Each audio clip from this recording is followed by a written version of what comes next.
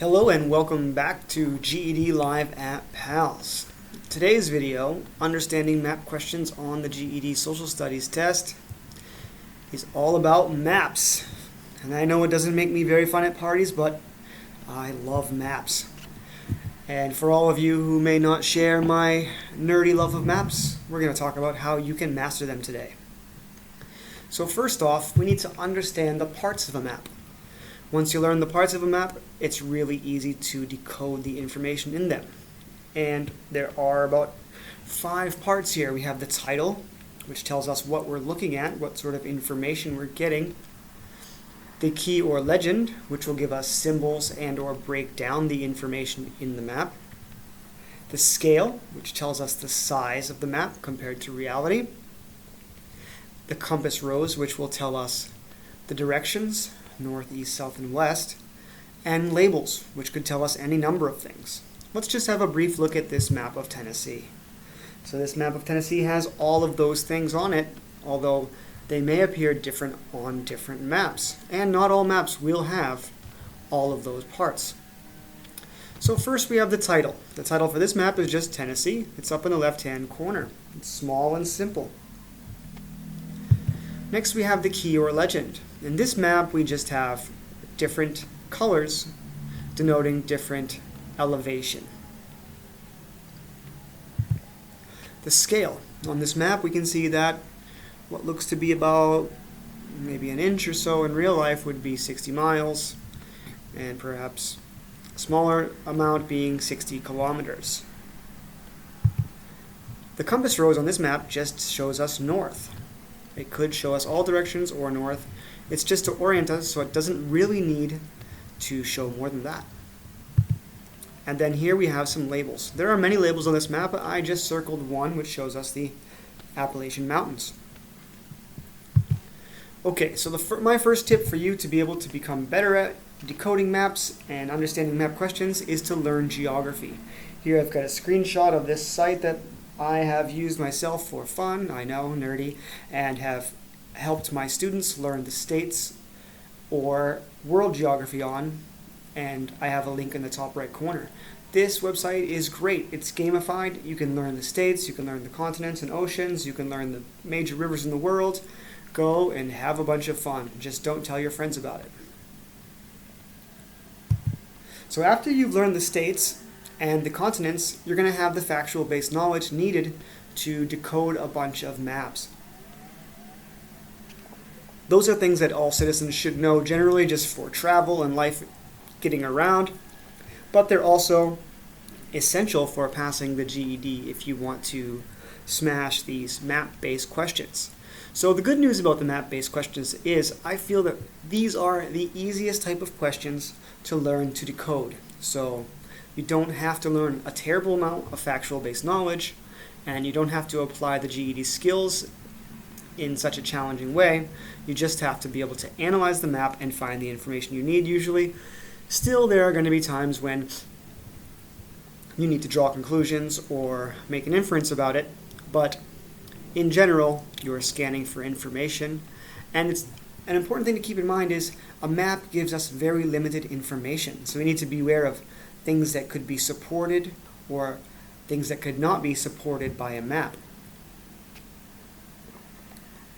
In the fact versus opinion type of questions, we need to know that maps do not generally show us opinions, they just show us facts. So if you see any of these loaded words like the best or the biggest problem or things that denote opinion, we know that we can eliminate those options right off the bat. So we have here a map. The first thing we want to do is look at the title. Always look at the title of all visuals, especially maps. Without looking at the title, we have no idea what data we are seeing. So on this map we have the world. It's shaded from very light gray to near black. And the title tells us it's the number of people per square mile. So we can see that it's broken up by country, and what this is telling us is population density. And so we have from 1,000 plus people per square mile all the way down to 0 to 9. So we can see here, just quickly looking at this map, we've got a high population density in India, which would be South Asia. in Central America, in Japan, and most of Europe is a medium population density. Looking at the first question here, it says, according to the graph, what are the most densely populated continents? So here we need to know those continents to be able to separate them, especially considering that Europe and Asia are separated geographically by political boundaries, not by actual landmass. So here we have our options: South America and Europe, Asia and North America, Europe and Asia, South America and North America. For the purposes of this question, they've linked Europe and Asia. So given that our first glance we noticed that Asia seems to have the highest population density, followed by Europe, we could quickly and easily answer this question as to being Europe and Asia. Here we have another map. This map is telling us about politics, post-World War II politics. If we look at the title, it tells us Europe after World War II. We've got a bunch of labels which are mostly the names of countries. And then there is the sea or ocean. The legend here just tells us two different colors and what they mean. The dark gray being countries that received aid, and the lighter gray being countries that received no aid. So if you studied the history portion, you're going to do well with this question. This is an example of a question which you don't really scan for information on the map. The map is there to provide context historically, and the question, this drop-down question on the left, is essentially asking us to know the history of the Cold War and be able to use our factual-based knowledge to select the correct answer. So the key term here we have is aid. We know it's post-World War II. And we have the Soviet Union. We can see that these are countries that were aligned with the Soviet Union, and the Iron Curtain there is separating them. And our options are Warsaw Pact, the Truman Doctrine, Great Society, or the Marshall Plan. Three of these terms are related to the Cold War. I'd say a four, actually, if we want to consider the Great Society of being in the same time period, I guess. But the Warsaw Pact, the Truman Doctrine, and the Marshall Plan are all directly related to the Cold War. Which one of these is showing the countries that received aid? The Warsaw Pact was a security alliance, and the Truman Doctrine was the idea that the United States would try to stop the expansion of communism. The Marshall Plan is the one that's related to aid. So if you look at this next map, this is about the Roman Empire. This map is designed basically to test our map reading skills and to see if we can find the information and to see if we can tell what is supported and what is not supported by this map. This map's title says Invasions of the Roman Empire 100 to 500 CE. We have the same chunk of land we just looked at in a very different way. So we've got Europe over into Turkey and North Africa, and we've got a bunch of names. So even if you didn't know these names, you could probably figure out that they are groups of people just because it says invasions, and we've got different lines denoting different groups. So this is another tricky question. I always say make sure you understand the question because you can't answer it if you don't totally understand it. So this one asks us, which of the following can you not tell from the map? That not is crucial. So we're looking for which one of these options is unsupported by this map. So it's important to think about maps. What does this map tell us? It simply tells us the names of people, a few dates, and names of groups of people, and gives us a line denoting their invasion path into the Roman Empire. That's all it tells us. There's no why, there's no how. Let's have a look at all of the options and see which one can we not tell. So it says the dates of the invasions of England by the Angles and the Saxons. if we look here, we have Angles and Saxons, and we don't have any dates. The time frame for the various invasions of the Roman Empire. That we have, right? Because that's all the invasions, and that time frame is here, 100 to 500 CE. The path through Europe taken by the Huns. Well, if we locate Huns, here's Hun capital. Huns are longer random broken line. Okay, here we go. We have the path of the Huns. You can tell that. The name of the people who invaded Roman North Africa. And we have that, the Vandals. So the only thing that is not supported that we cannot tell is the dates of the invasions of England by the Angles and Saxons. This sort of process of elimination, scanning information on the map, is the easiest way to get these questions right, and it's something that you can practice to speed up. Here we have another map. This one, have a look. What information does this tell us? This map, looking at the title, is median household income in 2009 by county. So all it's going to tell us is the average household income in this year, and it's broken down into counties. Obviously, we cannot see all of these counties. I mean, it gets pretty hectic in some of these older states. The counties are pretty small, but we can see the color-coded information. So dark gray means over $74,000 a year. White means missing data, and the lightest gray is less than $35,000 a year. So our question asks us again, which one of these can we, which conclusion about the U.S. economy is true based on this data? So based on this, which one is true? Which means if there's anything outside of this data set that we have or unsupported, we can eliminate it. Why don't you pause the video, have a look at A through D, and see if you can decode this question real quick. Okay, I hope you had a chance to look at it and think about it. So let's go through each possibility. A, all counties with household incomes of $74,000 or more in 2009 had the lowest unemployment rates.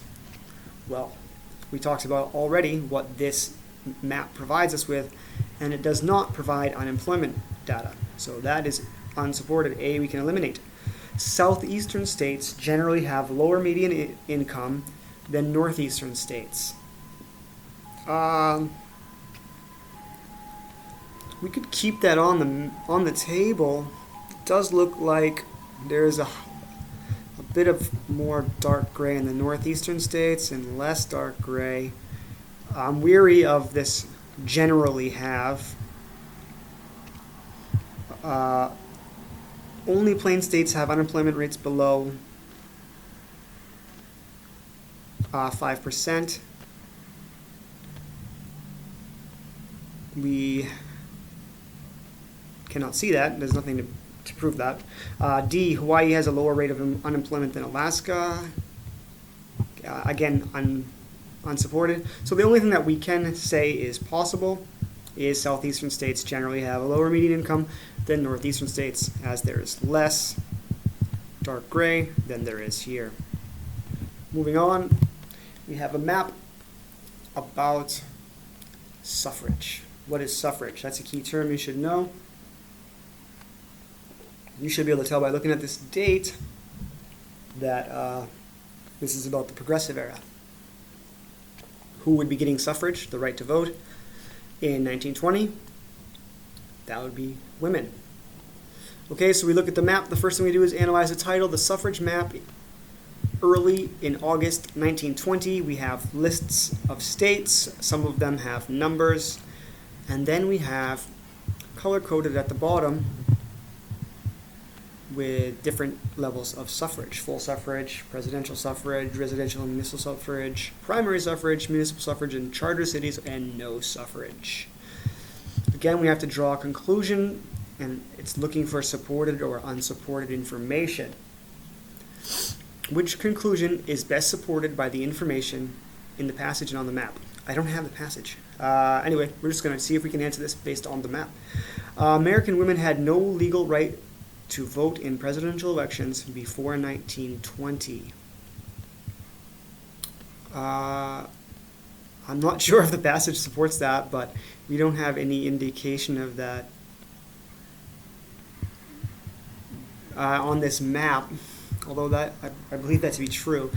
B, the 19th Amendment guaranteed full economic and political equality for women. Well,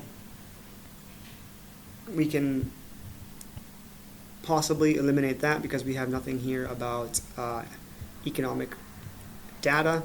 C, most Western states had guaranteed full suffrage to women before 1920. That is something we can determine. As we can see, almost all of these Western states have guaranteed suffrage. We're assuming it's before 1920, but we can't be sure. That seems like the best answer, though. D, women in Alaska and Hawaii had no privileges before 1920. We do not have data on this map. C is the best supported option for this map. I'm not sure if this is right, though, guys, because I failed to provide the text, the passage. All right, so here we have another map. This is about westward expansion. So the title tells us most of what we need to know. Westward expansion in the United States. We don't even have a time frame. And then we have different lines from bold to dotted, dashed, etc. And our key tells us that these are key routes of exploration and settlement. And then they tell us different methods. So we have the Lewis and Clark Trail. We have that date. We have the dates down here for those. Santa Fe Trail, the Oregon Trail, the Pony Express, and the Transcontinental Railroad.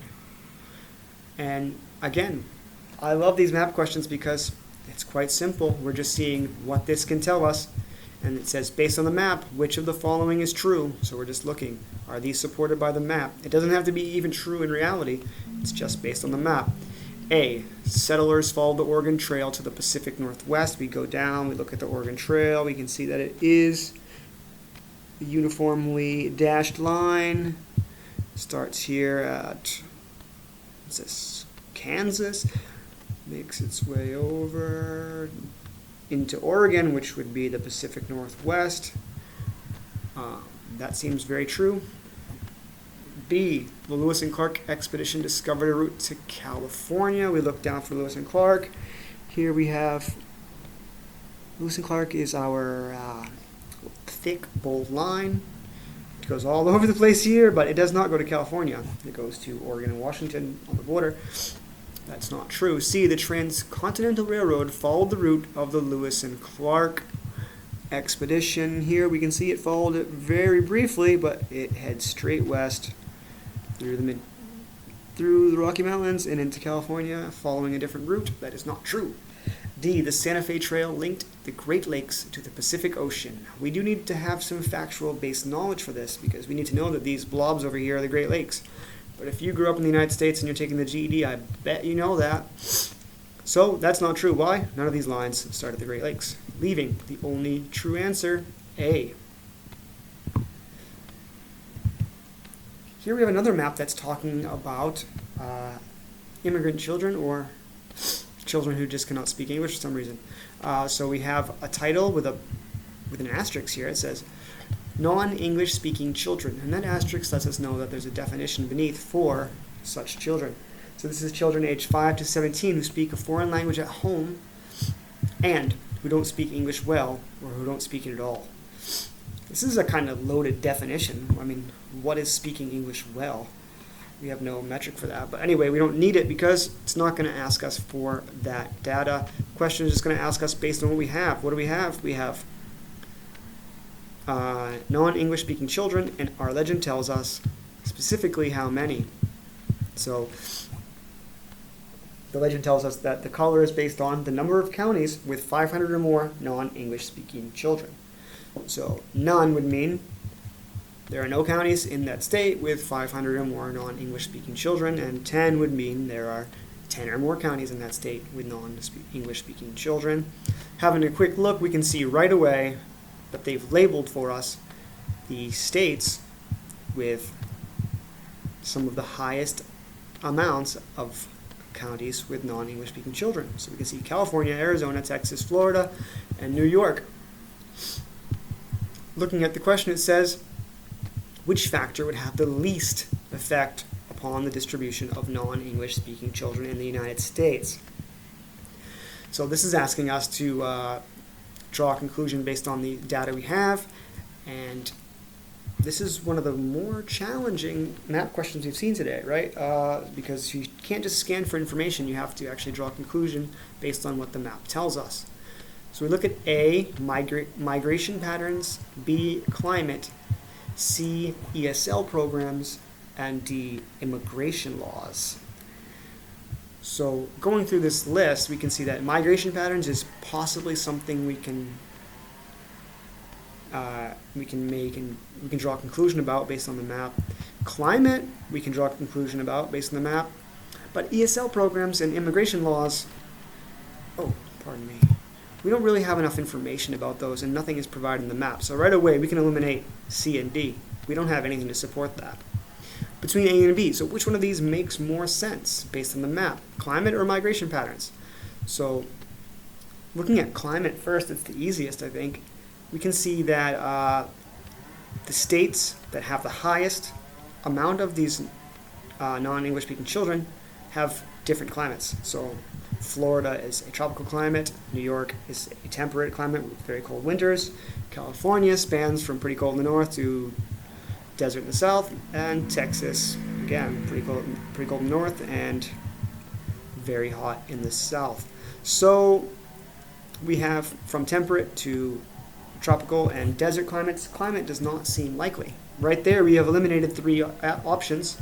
So using the process of elimination, we could determine that A is the best. Oh, wow, this is how mistakes are made. So I said this in videos before, and I just almost missed it myself. Least, we're looking for the least effect. And that means that everything we just said about B to disqualify it is what makes it the least effect.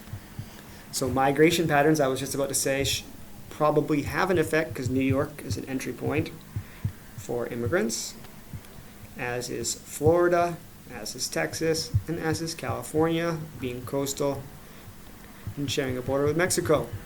So now we've eliminated C and D because we don't have information to support it, and we're between A and B, and we're looking for the least. So we would say climate has the least effect. Why? Because we have different climates with the highest amount of non-English speaking children.